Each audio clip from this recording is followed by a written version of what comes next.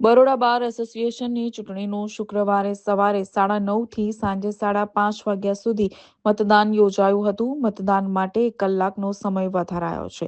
મતદાન મથક પર 7 સીસીટીવી મુકાયા છે, જેનું લાઈવ રેકોર્ડિંગ તથા પ્રસારણ કરાશે. સાંજે 7 વાગ્યાથી મતગણતરી શરૂ કરાશે. ચૂંટણીના પરિણામ મોડી રાત સુધી આવી શકશે. બરોડા બાર એસોસિએશન ચૂંટણીમાં પૂર્વ મંત્રી રાજેન્દ્ર ત્રિવેદી મત આપવા પહોંચ્યા હતા. પૂર્વ મંત્રી રાજેન્દ્ર ત્રિવેદી દ્વારા પણ તેમનો કિંમતી મત આપવામાં આવ્યો હતો.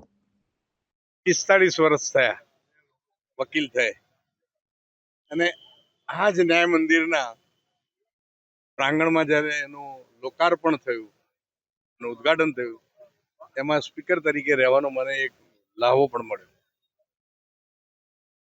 લાંબા સમયની વકીલાત પછી આજે ઘણા બધા સિનિયર અને જુનિયર મિત્રો મળ્યા છે. 42-44 મત કુલ કરીને આપવાના. અલગ અલગ બેલેટ પેપરના કલર્સ છે અને આજે એવું લાગ્યું કે આ કલરફુલ ચૂંટણી છે અને વકીલોના ચહેરા પર એટલો બધો ઉત્સાહ પણ છે.